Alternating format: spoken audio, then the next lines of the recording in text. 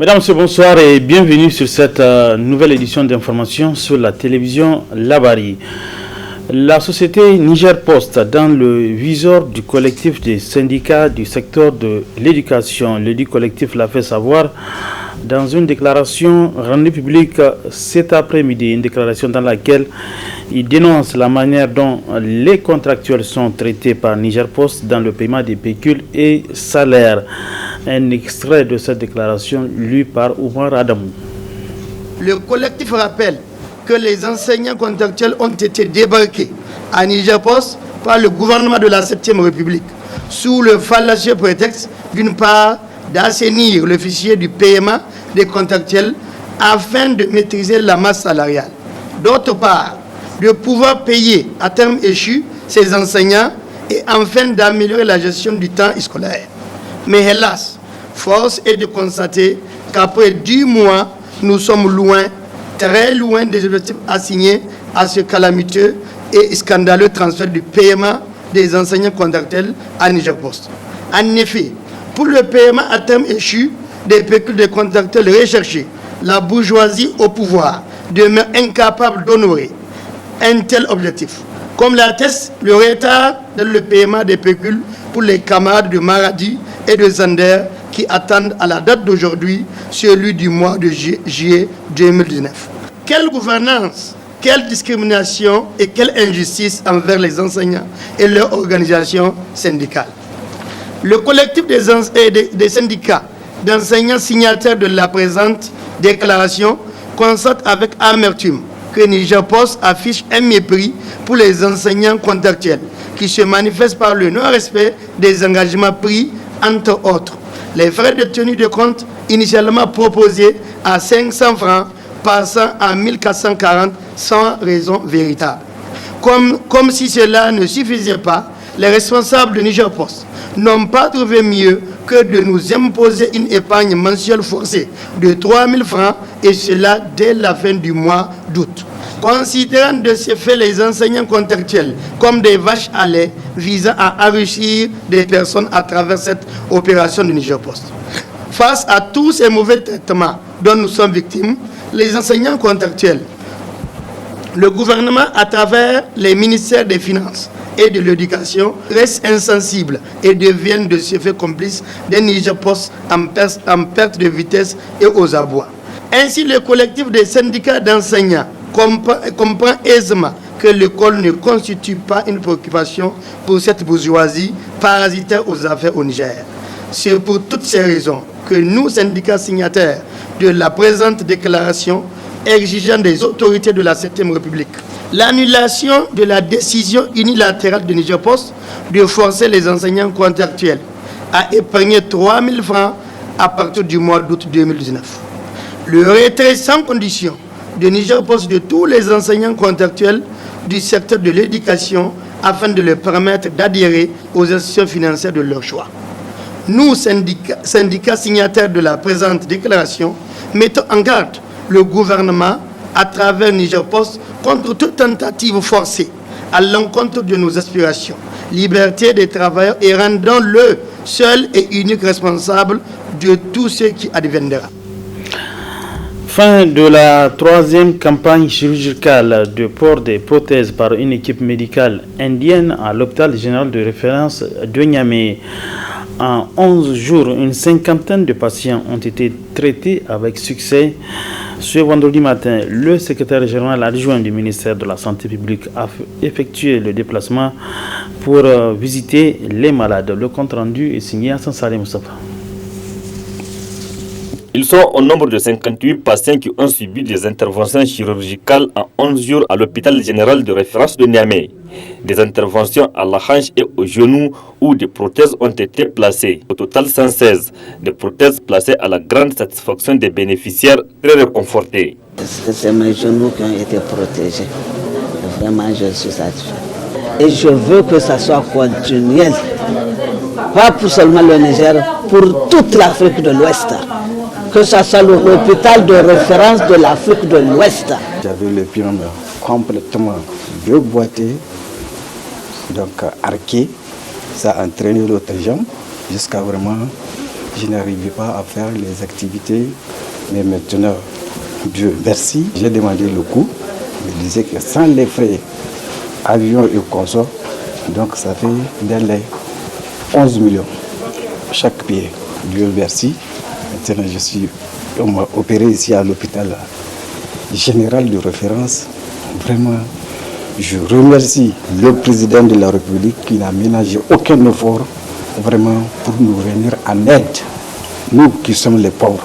Ces interventions chirurgicales ont été menées par une équipe médicale indienne avec à leur côté des Nigériens. Cette campagne a concerné des malades souffrant d'une gonarthrose, c'est-à-dire d'une arthrose des genoux, et également d'une coxarthrose, c'est-à-dire une arthrose qui intéresse les articulations de la hanche.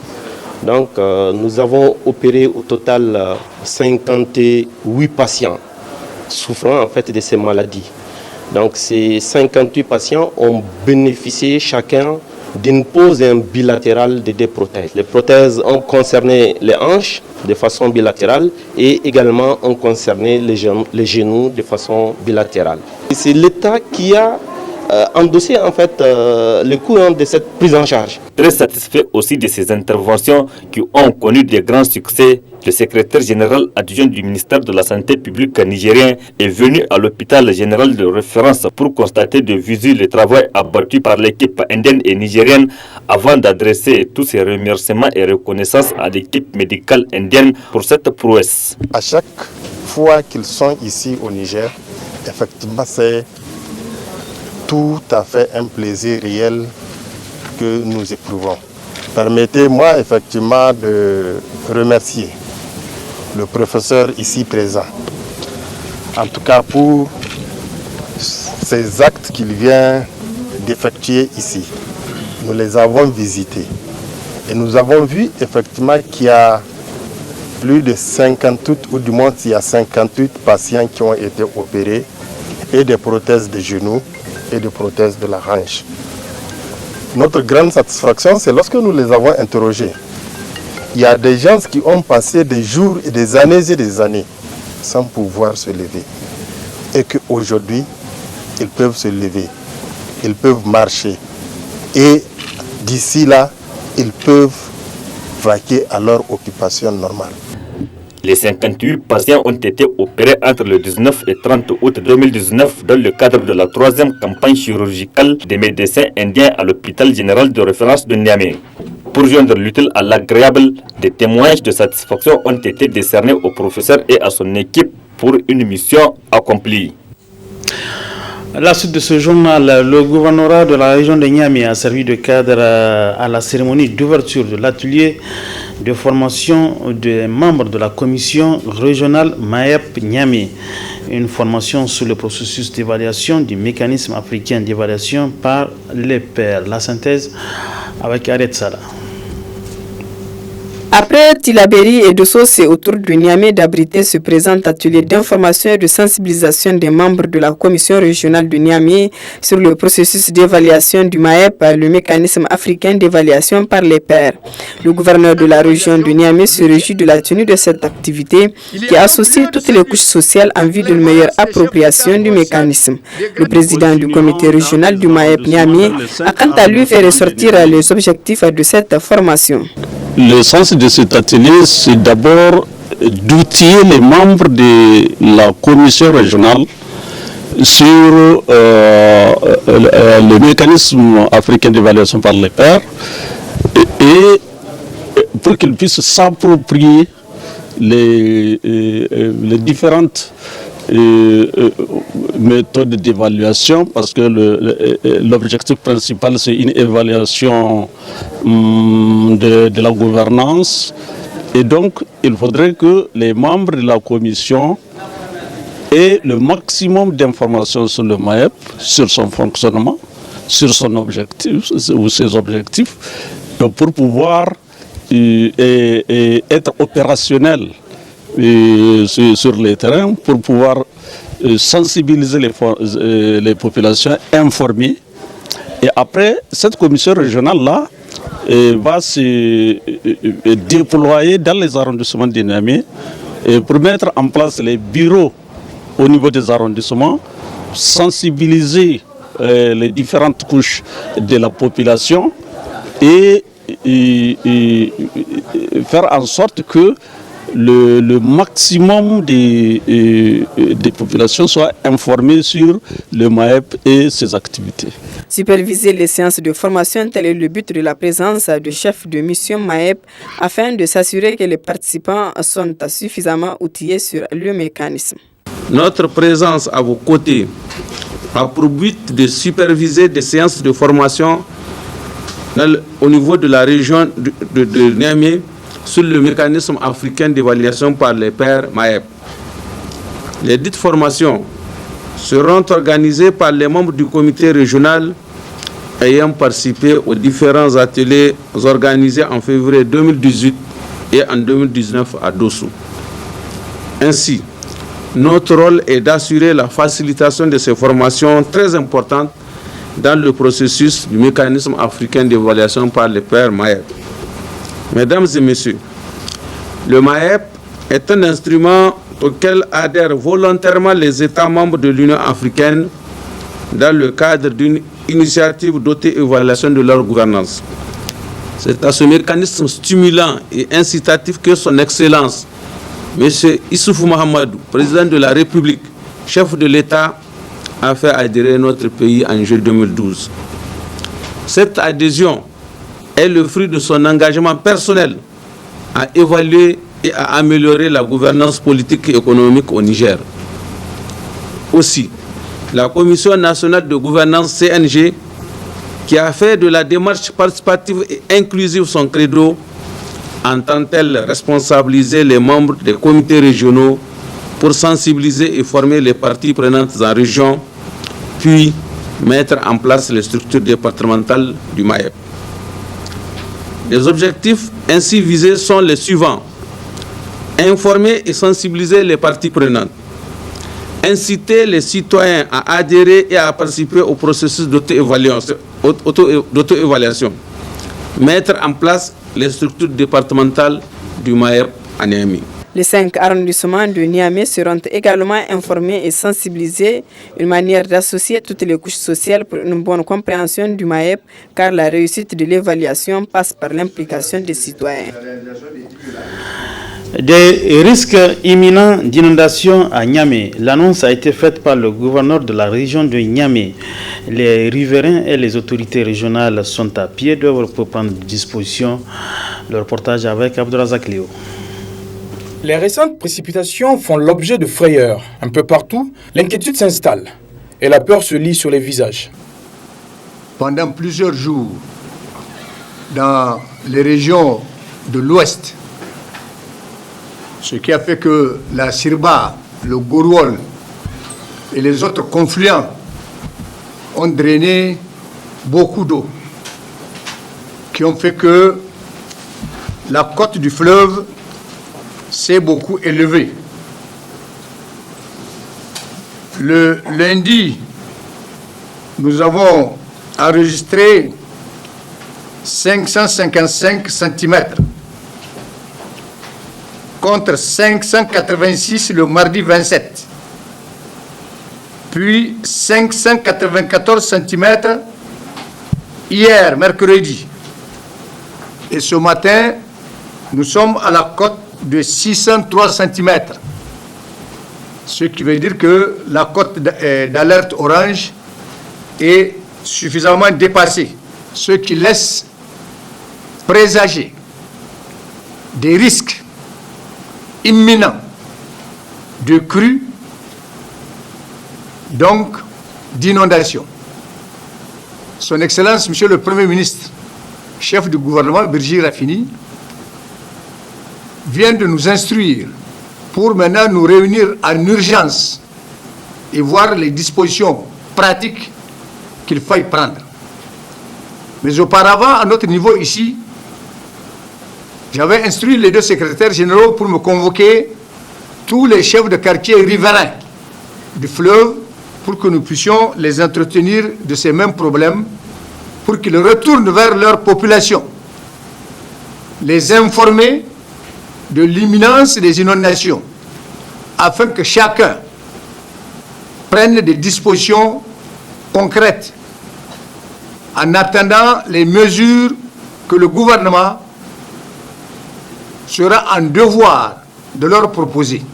Pendant que nous aussi, nous allons identifier des centres d'accueil. Pour ceux qui est principalement des concernés, les riverains, l'heure est plutôt à la prudence et à la reconnaissance, notamment concernant les digues qui protègent contre la montée des eaux. Oui, c'est vrai. Les dernières pluies enregistrées font peur, mais on s'en remet à Dieu et on garde confiance. Le fleuve est rempli sur les 2 derniers jours, c'est vrai, mais on a constaté une légère baisse. Mais la pluie de ce matin a fait revenir le niveau des eaux. Néanmoins, on remercie les autorités qui nous ont gratifiés de ces digues, qui nous aident beaucoup et nous protègent. Reste plus qu'à espérer que, comme l'a souligné le gouverneur de la région de Niamey, que les dispositions soient prises pour pallier à d'éventuels risques de crues et d'inondations. Parlons toujours de la météo. Malgré un début timide, la saison des pluies s'annonce prometteuse pour la suite. Explication avec le directeur général de la météorologie nationale, Gabtia Lawan. On l'écoute. Qu'est-ce qu'on pourra dire de la saison 2019 jusqu'alors, météorologiquement parlant? C'est une installation tardive, surtout à l'ouest du pays, donc de la saison, où il faut des zones de pause prolongées. Même là où le démarrage a eu lieu très tôt, après c'est suivi de plusieurs semaines, si vous voulez, de pauses pluviométriques. Et donc ça, à un moment, ça vous a inquiété. Vous êtes venu à nous, effectivement, c'est un fait, c'est une réalité, particulièrement pour la communauté de Niamey, où nous avons assisté pratiquement au mois de mai et juin, pratiquement sans pluie. Et c'est vers le mois de juillet que véritablement nous avons commencé à avoir, n'est-ce pas, l'installation quasi effective sur le pays. Et donc si on a prévu quand même un cumul de pluie appréciable, donc qu'est-ce qu'il faut conclure? C'était que les pluies vont alors intervenir plus tard vers la fin juillet et le mois d'août. Et effectivement, c'est ce que nous sommes en train de remarquer. Les pluies intenses sont en train de tomber dans un temps, n'est-ce pas, de fin juillet-août. Mais au 20 août, donc théoriquement, il reste 1 mois et demi pratiquement de pluie, n'est-ce pas? Parce qu'on est au 20 août, jusqu'à, si on considère qu'on va aller jusqu'au 30 septembre, nous avons pratiquement 1 mois, 20 jours. C'est pratiquement 1 mois et demi. Dernier élément de cette édition d'information, un commerce en vogue en cette période. Il s'agit de la vente des fleurs selon le constat signé de notre reporter Balkissa Tahirou, stagiaire de l'IFTIC. Pour lutter contre la pauvreté, nombreuses sont les personnes qui s'adonnent à des petites activités révélatrices de revenus. C'est le cas de ces fleuristes qui arrivent à subvenir à leurs besoins grâce à la production et à la commercialisation des fleurs, qui sont d'une part destinées en grande partie à la décoration des maisons et d'autre part servies pour les plantations. À Niamey, cette activité est pratiquée généralement sur les rives du fleuve Niger. Ainsi, ces vendeurs arrivent à tirer leur épingle du jeu, surtout en cette période d'hivernage. Le marché, Dieu merci, on arrive à s'en sortir, surtout en cette période hivernale.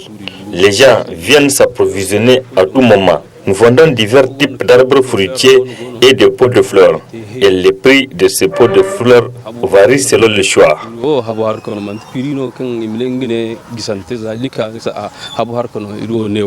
Mais à moins, les fleuristes font face à un problème du point de vente pour pouvoir écouler leurs produits. Nos plus grandes difficultés sont surtout liées à un manque d'endroits appropriés pour vendre nos produits. Car si on abrite un lieu quelques jours, après on nous déguerpit.